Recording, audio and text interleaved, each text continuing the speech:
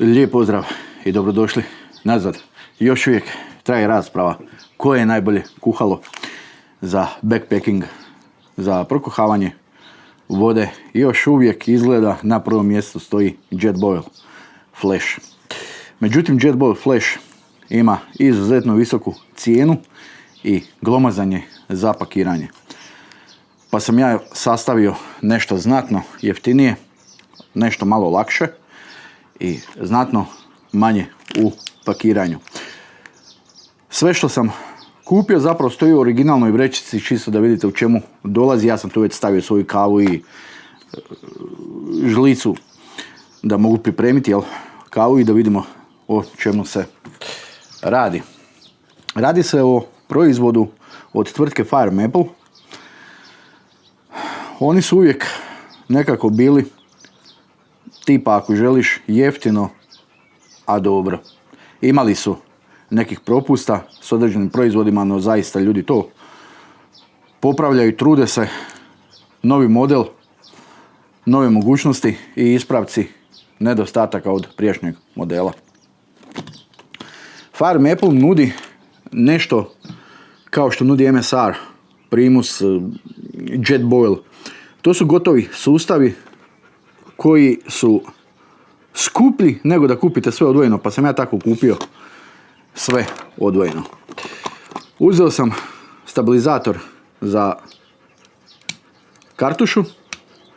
Nepotrebno kad ste ovako na stolu i na izuzetno ravnoj površini, no kada kuhate kavu iz šatora ujutro zaista jako dobro dođe. Ovo je zapravo cijeli paket.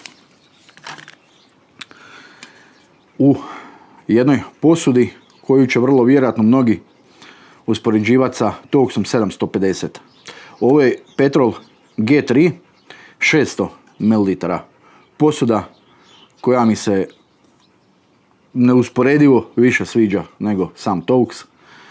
Iz razloga što je nešto malo manja, što je za mene recimo samog ok. Ima ovaj odličan prozirni poklopac sa rupicama za cijeđenje i sa silikonskim držačem, tako da kada voda prokuha ili bilo što da želite provjeriti može li voda prokuhala, bez ikakvih problema možete podići poklopac. Čim koristite poklopac znači da će voda nešto brže prokuhati. Tu je držač same posude koji kada je preklopljen drži sve na jednom mjestu bez ikakvih problema. Odlična stvar, što znači kada prokuhate vodu bez ikakvih problema, bez krpe u rukavice ili ne znam čega, možete rukovati sa samom posudom. Unutra se nalazi Green Peak 2 ili bi točnije bilo Pro, ali oznaka Green Peak 2. To ću nešto objasniti, nadam se da neću zaboraviti. I unutra je 100 gramska kartuša, ja tu imam papirnate ručnike unutra, čisto radi zaštite same posude. I to bi bilo to. Znači sve stane u ovaj mali lončić. Dobro je napomenut, izgleda da nisam ponio šalicu za pit, pa ću morati iz ovog. Unutra još gore stane recimo Sea2 Summit, šalica koja se stisne sama u sebe, tako da dobijete i šalicu zajedno u ovom kompletu. Ovo je Green Peak 2 s regulatorom i ugrađenim piezo igniterom, znači upaljačem. Izuzetno jednostavno za rukovanje i izuzetno kvalitetan, izuzetno kvalitetno kuhalo. Zašto je ovaj sustav dobar i što ga čini malo drugačijim od drugih, jest da ova posuda dolazi sa heat exchangerom dolje. Heat exchanger zapravo, idemo to tako reći, ubrzava prokuhavanje vode. Međutim, dodatno na to, ovaj heat exchange ima 3 utora. I to bi vam izgledalo otprilike evo ovako. To znači da sama posuda sjedi na kuhalu nisam ništa Siri rekao. Da sama posuda sjedi na kuhalu i da je plamenik znatno bliže dnu posude, što znači puno brže prokuhavanje vode. I kada kažem puno brže prokuhavanje vode, bok uz bok sa Jetboilom, bez ikakvih problema. Ovdje na držaču imate dva utora, za velike kartuše i male kartuše. Ovo što ja imam naravno je mala kartuša. I to je to. Kako sam rekao, znači utori idu, ja to sad moram popipom, ali nema veze. I to je to.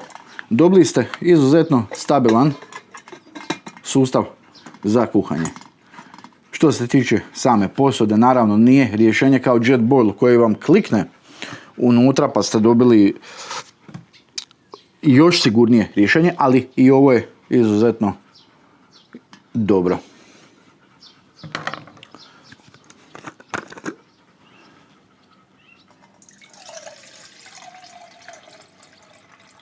Ovo će biti više nego dovoljno. Ja sam bio iznenađen brzinom prokuhavanja vode. Zaista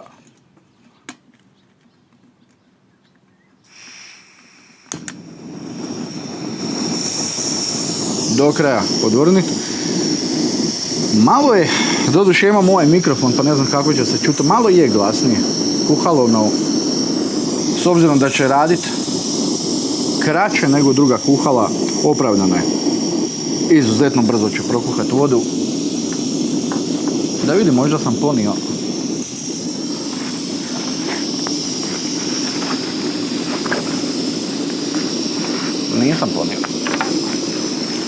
Nisam ponio, zaboravio sam ponijeti čalicu. Samo kuhalo, sama posuda teži prema specifikacijama oko 162 grama. Samo kuhalo teži otprilike 85 grama, što kad spojite to dvoje izuzetno lagano. Sam stabilizator za kartušu je nekih, ne znam, ili 15 ili 30 grama. Nije potrebno, ali dobro ga imati, zašto da ne. Kažem, na ovako ravnim površinama ok, ali kada na travi pripremate iz šatora, kao što se kaže ujutro, onda je ovo jako zanimljiva opcija. Evo ga, već je prokuhala voda.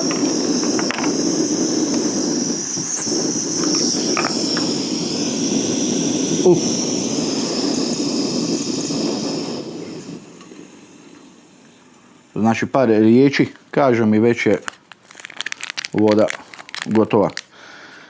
Izuzetno brzo prokuhava vodu. Ja nisam mjerio, dapače niti me zanima da li će voda biti gotova za minutu i pol ili za 7 minuta. Naravno bolje je kad je brže, ali kad je u prirodi gore dolje koja minuta ne igra ulogu, ali ovdje se radi o kuhalu koje prokuha vodu u rangu Jetboila.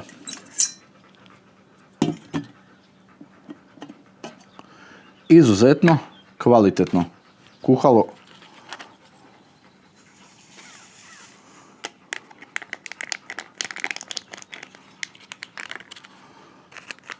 I izuzetno jeftino kuhalo. Zašto sam na početku rekao vječna borba, rasprava oko Jetboila i drugih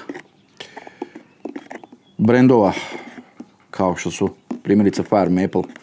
Jetboil je jako dugo na tržištu i kada govorimo o kvaliteti radi zaista kvalitetne proizvode. Ono što ja vidim kao manu jest, recimo ovo je 600 ml posuda. Jetboil Flash vam je 1 litru. Znači sama posuda je znatno veća nego posuda koju ja imam ispred sebe, Petrol G3. Druga stvar, Jetboil Flash recimo koštao, da zaokružim, 160 eura.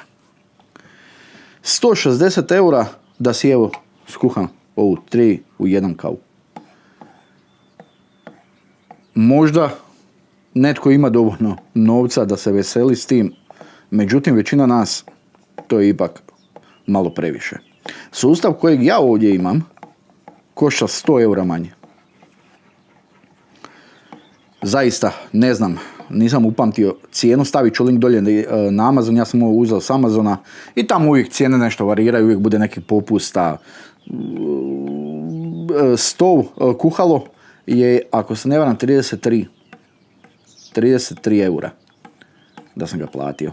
Posuda 30, možda ispod 30 eura. Mislim da je ovaj stalak 9 eura. Stabilizator za kartušu. Tako da radi se o jako jeftinom, pristupačnom sustavu koji je izuzetno dobar. Ne vidim ni jednu manu za ovaj sustav. Simba. Sustav koji gotovo da nema ni jednu manu. Sad netko koji želi baš ići u najsitnije detalje, vrlo vjerojatno će i pronaći koju manu. Međutim, ako uspoređujete sa Jetboilom, dobili ste na kompaktnosti, znači ovaj sustav je nešto manji u pakiranju, u volumenu nego što je recimo Jetboil Flash. Pogodnije za spremanje u ruksak. Zauzima manje prostora. On teži nešto manje, to sad težina nekih 100 grama. Gore dolje ne igra apsolutno nikakvu ulogu, ali eto, hajde, i to je tu. I ono najbitnije, 100 eura je razlike. Za 100 eura dobijete ovaj sustav, za 100 eura manje, dobijete ovaj sustav, s tim da je dobro napomenuti da ako ne želite, ako imate svoju posudu, primjer, i želite samo kuhalo, još bolje cjenovno, ne treba vam G3 posuda. Ja sam je uzeo, eto, nek imam i počelo mi se sviđat i mislim da čak svoju Toux 750 neću više ni koristiti. Doduše, nju sam već i onako bio zamijenio sa Pathfinderovom stainless steel posudom koja je, ne znam, zaboravio sam 800 ml, 850, ne znam. Ali ovaj sustav je fenomenalan. Nije prvi put sada da ga koristim, već sam kuhao kao s njim i zaista mi se sviđa, zaista je kvalitetan. Možda da se stavi uz bok sa, pored Jetboila bi se vidjeli neki sitni propusti, to je kao što je primjer tipa sustav kada stavite gore posudu, ona će sklizniti, ako date si dovoljno truda, ona će ispast iz toga, znači ona nije zaključana kao što je to Jetboil. Sve ostalo, kuhalo, rekao sam na početku da ću objasniti, ovo je Green Peak 2. Postoji Green Peak 2. Green Peak 2 ne može ići na Petrol G3 posudu, zato što noge držači na kuhalu moraju biti razmaknuti od 120 stupnjeva. Green Peak 2 to nije. Međutim, vidjet ćete na linku dolje na Amazonu. Imate 3 kuhala ponuđena. Green Peak, koji je original, što ide za ovu posudu. Green Peak 2, koji ne ide. I Green Peak 2, ovaj koji izgleda kao Green Peak 2, kao Green Peak 1 ili Green Peak Pro, sad sam ga ja zakomplicirao. Međutim, ja sam uzeo Green Peak 2 koji izgleda kao Green Peak obični. Jer Green Peak 2 original ne ide na ovu posudu i ljudi se uglavnom žale na Green Peak 2 zato što na Green Peak 2 gdje su vam držači imate još dodatno male nogice koje morate podesiti da bi stavili neku manju posudicu. Komplet nepotrebno na kuhalu i vjerujem da je ovo bio odgovor da su zapravo napravili Green Peak 2 sa regulatorom, a da zadržava zapravo izgled običnog Green Peaka. Jako dobro kuhalo, nemam apsolutno nikakvu zamjerku. Ima izuzetno malu zaštitu od vjetra. Ako kombinirate sa heat exchangeom gore, dobit ćete još dodatnu zaštitu od vjetra. Međutim, na nekom umjerenom, jakom vjetru svako kuhalo će manje više imati problem. Izuzev recimo najbolje kuhalo koji se pokazalo na vjetru je Soto Wind Master, to ću pokazati u jednom od narednih videa. Ali manje više svako kuhalo će imati problem. Na ovako temperaturama, evo po ljeti gdje čak ovdje jako lagani vjetrić, ne, apsolutno nema problema. Dobra stvar je što ovo kuhalo nema dubok hod, no opet ima izuzetno preciznu kontrolu plamena, što znači da od malog plamena do velikog plamena ne morate navijati, nego jednom se okrene i došli ste do najvećeg plamena. Sve u svemu, ja ne znam ocjenjivati, da budem iskren, proizvod ono tipa od 1 do 10, meni kad se nešto sviđa, to je odmah 10, tako da i ovo odmah u startu 10, jer mi se sviđa. Jedina stvar, ne znam je li to samo kod mene, evo, ako to nekomu smeta, meni osobno takve stvari jako smetaju. Međutim, postoji rješenje, to bi baš morao snimiti posebno, gdje imate 2 utora gdje zapravo stoje ti držači. To nije inače na ovoj posudi, to ćete svugdje naći, što sam radio na Pathfinderovoj tavici. Dovoljno je malo stisnut, to ćete morati klješćem ili još bolje precizno čekićem, da bi se dobili da se ovo apsolutno ni milimetar ne miče, ali evo, ako vam ne smeta, to je to. Sam poklopac odličan, znači zaista funkcionira super i vidjeli ste kad je poklopac za gore, voda se prokuha, ne znam, za otprilike nekih 80 sekundi, 90 sekundi, tako nešto. Evo, koliko sam ja pričao, zapravo ono je već počelo vrijeti. Tako da, preporuka, tko traži alternativu Jetboilu, a želi performanse, želi brzo prokuhavanje vode, koliko toliko stabilan sustav, malo pakiranje, kvalitetno i kako sam rekao da su performanse dobre, a za 100 eura jeftinije. Fire Maple set Green Peak 2 i G3 Petrol posuda 600 ml, top topova, nema greške. To je to za ovaj video. Pokazat ću vam Jetboil Flash i onda ću u još jednom videu zapravo ćemo napraviti nekakvu uživu usporedbu. Međutim, to bi bilo to. Ako imate Jetboil Flash, super. Ako pak nemate i želite se nabaviti nešto slično tomu, evo, ovo je jedna od alternativa. To bi bilo to. Idem popiti svoju kavu. Oko 8 ujutro je. To je to. Idem piti kavu. Zahvaljujem se na pažnji. Vidimo se uskoro opet i lijep pozdrav.